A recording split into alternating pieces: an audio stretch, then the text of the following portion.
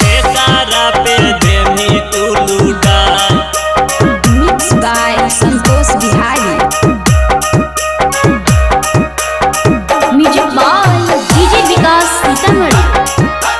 केकारा पे देमी तू लुटाई। रिकॉर्डिंग स्टूडियो मंगली चौक। पढ़े के बहाने ताहू घूमो ही गे छाउड़ी, रोज तू अलीगंज बाजार। पढ़े के बहाने तू घूमो ही गे छाउड़ी, रोज तू अलीगंज बाजार। होई ना बर्दाश्त तोहरा गर्मी गे छाउड़ी, केकारा पे देमी तू लुटाई। हो तो न बर्दाश्त तोहरा गर्मी गे छाउड़ी, केकारा पे देमी तू लुटाई। पढ़े के बहाने ताहू घूमो हाखी छाउड़ी, रोज तू अलीगंज बाजार। होई ना बर्दाश्त जाबा गर्मी गे छाउड़ी, केकारा पे देमी तू लुटाई। होई ना बर्दाश्त जाबा गर्मी गे छाउड़ी, केकारा पे देमी तू लुटाई। अरे कोचिंग पागल जैनी छौड़ी अलीगंज बजरिया गे, अलीगंज बजरिया गे। ओही पार हमर दौ छौड़ी तिरछी नजरिया गे, ओही पार हमर दौ छौड़ी तिरछी नजरिया गे।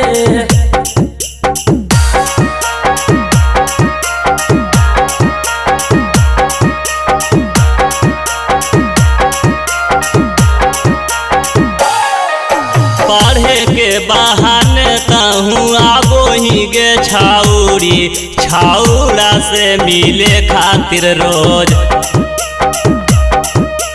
पढ़े के बहाने ताहू आबो ही गे छाउड़ी, छाउड़ा से मिले खातिर रोज। होई ना बर्दाश्त तोहरा गर्मी गे छाउड़ी, केकारा पे देमी तू लुटाई। होई ना बर्दाश्त तोहरा गर्मी गे छाउड़ी, केकारा पे देमी तू लुटाई। पढ़े के बहाने ताहू आबो ही गे छाउड़ी, छाउड़ा से मिले खातिर रोज।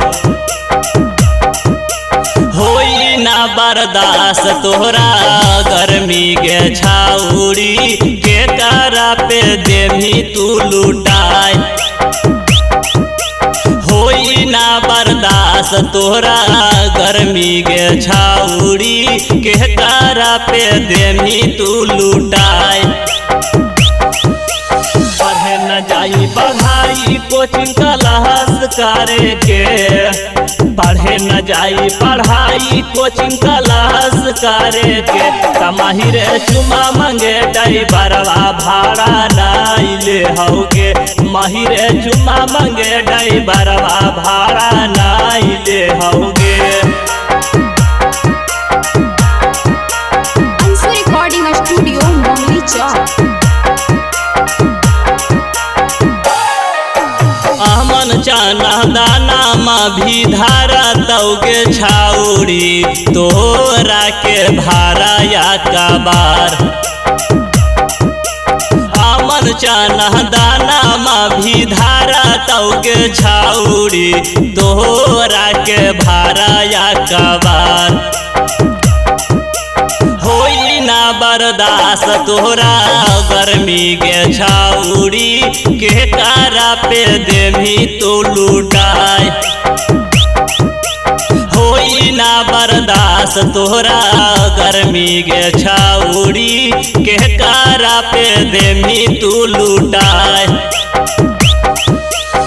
पढ़े के बहाने तहूँ आबो ही गे छाउरी रोज तू यालीगंज बाजार।